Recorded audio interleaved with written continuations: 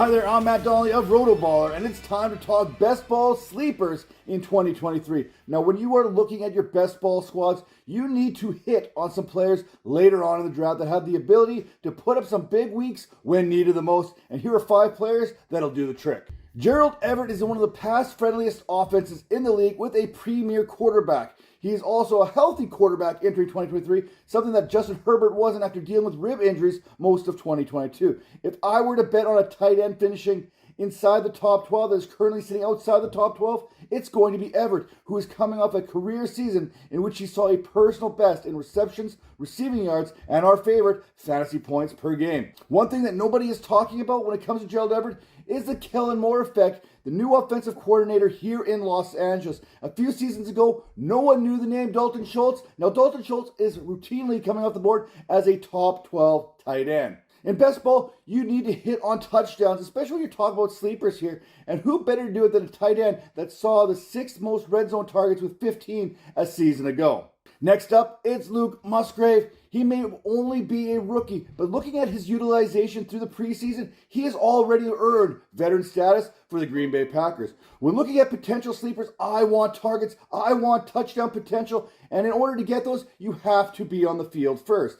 In just his second preseason game, Musgrave had an 89% route participation rate, a 38% target share while out there with the starters. Now, Jordan Love, he may not technically be a rookie, but he is still a first-year starter who could easily lean on Musgrave as his security blanket. If you watch what the Packers did against the Cincinnati Bengals here in the preseason, they actually had Musgrave line out wide against Dax Hill. Now, at Oregon State, Musgrave, this was nothing new for him, and he routinely was able to blow by defenders. Musgrave has that 4.6 140, and more importantly, that 10-yard split of 1.54, which means that 6'6", 250 pounds plus, this tight end is on you before you know it. Jordan Love is all about taking shots. He averaged 8.9 yards per attempt last season. With Christian Watson, Romeo Doubs, Jaden Reed all out there, teams are going to forget that Musgrave is what he is. With Aaron Rodgers now in New York, I expect the tight ends are going to be more involved in New York than they had in previous seasons. And this is where Tyler Conklin fits into the equation. Rodgers also knows what Tyler Conklin is capable of doing, going back to their NFC North days. Aaron Rodgers also knows how to make a tight end fantasy relevant. Remember Robert Tonyan? Over the last 2 seasons with the Jets and the Vikings, Conklin has hauled in 119 passes for 1,145 yards while averaging 9.6 yards per reception. Outside of Breece Hall and Garrett Wilson, Conklin was arguably the best Jets offensive player. And in Mr. Rogers' neighborhood, Conklin could once again flirt with tight end 1 potential. Now that Corey Davis is no longer in the fold after announcing his retirement. Sam LaPorta is that second rookie tight end on the list, and I probably could have put in Dalton Kincaid, but everyone is already talking about Kincaid far too much for him to be a sleeper. LaPorta is an intriguing prospect for best ball, considering he is a starting tight end in one of the top 5 offenses in the league, and he's likely going to be that third option in the passing game behind Amon St. Brown and Jahmyr Gibbs. Since day one, LaPorta has been taking first-team reps and hasn't looked out of place. It takes rookies some time to be productive in fantasy, but I think LaPorta is far ahead of the curve. We know Marvin Jones is not getting any younger, and essentially he is the Frank Gore of the wide receiver position. And Jameson Williams, not only was he suspended for 6 games, but he also missed a good portion of camp dealing with injury. LaPorta is a graduate of Tight End University there in Iowa and led the Hawkeyes in receptions in each of the last 3 seasons, while being the one player that teams knew that they had to contain. Now imagine what he's going to be capable of doing when all eyes are focused elsewhere.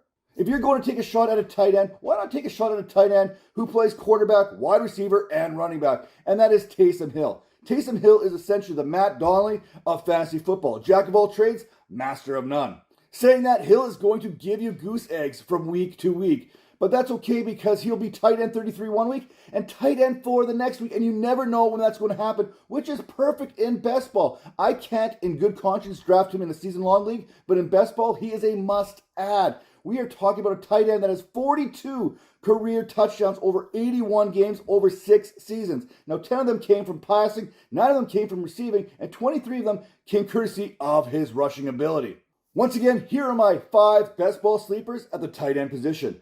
Gerald Everett is coming off a career season, and he plays in one of the pass-friendliest offenses in the league, led by one of the best young quarterbacks in the game. Luke Musgrave, early utilization suggests he will be on the field whenever Jordan Love is on the field, and Musgrave on a linebacker, that just isn't fair.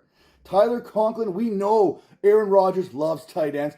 I'm actually surprised that Mercedes Lewis isn't a Jet yet. If Rodgers can make Robert Tonyan a thing, you better believe that Tyler Conklin will be as well. Sam LaPorta's opportunities as a third option in a top 5 offense should lead to some big fantasy weeks.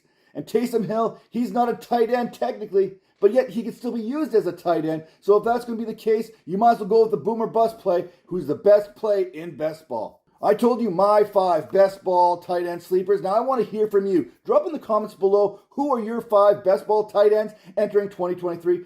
Be sure to like and subscribe to our RotoBaller YouTube channel for lots of great fantasy football analysis.